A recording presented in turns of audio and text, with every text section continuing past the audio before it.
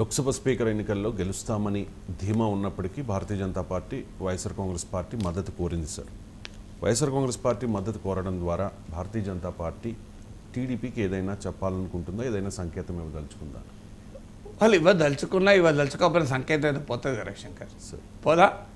Signal అయితే పోతుంది కదా. ఇప్పుడు సంకేతం సిగ్నల్ మీరు నేను వాట్సాప్ మెసేజ్ పంపుతా, మీరు చూసినా చూడకపోయినా మీకు వెళ్ళిపోతుంది వాట్సాప్ మెసేజ్ అయితే. సో అందువల్ల ఒక వాట్సాప్ మెసేజ్ పంపించేశారు కదా బీజేపీ వాళ్ళు. మీరు అన్నది నిజం కదా, 293 మంది సభ్యుల మద్దతు ఉంది ఎన్డీఏకు. సో సింపుల్ మెజారిటీ 272 272 ఉంటే బీజేపీ అభ్యర్థి గెలిచిపోతాడు. ఆల్రెడీ 293 ఉన్నాయి. అపోజిషన్ 3 కూడా వీళ్ళకి తెలుసు, వాళ్ళు ఓటింగ్ కూడా అడగదలుచుకోలేదు. ఇవాళ పత్రికల్లో చూశారు కదా, అసలు డివిజనే కోరలేదు వాళ్ళు, అసలు మూజువాణి ఓటుతోనే ఆమోదిస్తారు. అలాంటప్పుడు అసలు మద్దతు ఎందుకు? మూజువాణి ఓటుతో ఎన్నిక అవుతున్న సమయంలో అసలు డివిజనే లేనప్పుడు, అసలు ఓటింగ్ కూడా ఉండదని అర్థమవుతున్నప్పుడు అసలు ఎందుకని మరి జగన్మోహన్ రెడ్డి మద్దతు కోరారు? ఇది ఒక ఇంట్రెస్టింగ్ క్వశ్చన్ కదా. సో అందులో తెలుగుదేశం పార్టీతో నిన్నగాకమన్న అధికారంలోకి రాష్ట్రంలో కేంద్రంలో వచ్చి తెలుగుదేశం పార్టీ ప్రధాన ప్రత్యర్థి వైఎస్ఆర్ కాంగ్రెస్ పార్టీకి చెందిన 4 సభ్యుల మద్దతు బీజేపీకి ఏమవసరం వచ్చింది కనుక ఎందుకు అడిగారు? అయితే ఒక వాదన ఏం చెప్తున్నారంటే అందరినీ అడిగారు కదా. ఎస్, అందరినీ మొదట అడిగిన మాట నిజం, కానీ కంటెస్ట్ వచ్చినాక అడగలేదు. కాంగ్రెస్ పార్టీని కంటెస్ట్ పోటీ వచ్చినాక ఇండియా కూటమి పక్షాలను అడిగారా? డిఎంకేని అడిగారా? మీకు సిపిఎంని అడిగారా? మాత్రం ఎవరిని అడిగారు చెప్పాడు బీజేపీ? సో ఆర్జేడీని అడిగారా? అడగలేదు కదా. ఎవరైతే ఇండియా కూటమి పక్షాలు ఒక్కరిని అడగలే కదా. మరి జగన్మోహన్ రెడ్డి ఎందుకు అడిగారు? ఆయన ఇండియా కూటమి లేడు, మన ఎన్డీఏలో ఉన్నాడా? అడగడం ఏంటిది? సో ఎన్డీఏలో ఉన్న వాళ్ళని అడిగారు, ఇండియా కూటమి ఉన్న వాళ్ళని అడగలేదు. మరి జగన్మోహన్ రెడ్డి అడిగాడు, జగన్మోహన్ రెడ్డి ఎందులో ఉన్నట్టు?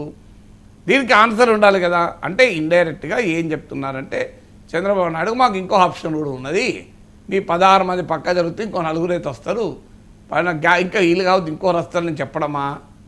లేదు, మా ఇవాళ 16 మంది టీడీపీకి ఉండొచ్చు, 4 వైసీపీకి ఉండొచ్చు, రాజకీయాలు ఇక్కడికే ఆగవు కదా. మళ్ళీ 2019 లాగా 22 వైసీపీకి 3 టీడీపీకి కాలేదా?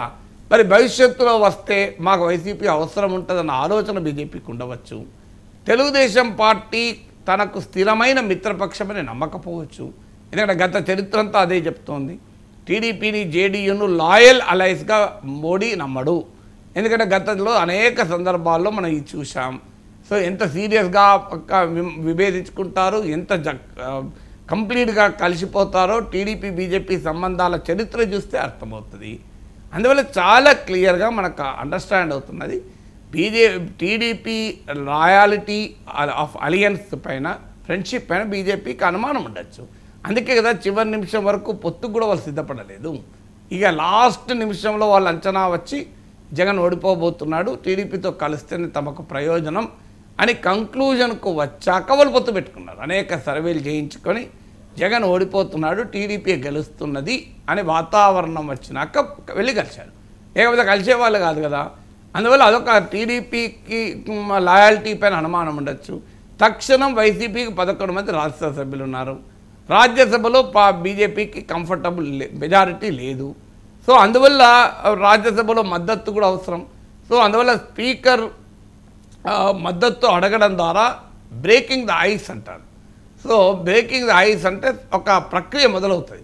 ఇక రేపు కలిసే ఉంటారు కదా అనేక అంశాలపైన.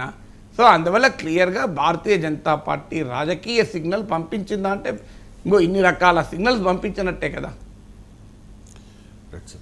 10 ఏళ్ల గ్యాప్ తర్వాత జగన్మోహన్ రెడ్డి బెంగళూరు ప్యాలెస్కు వెళ్ళారనే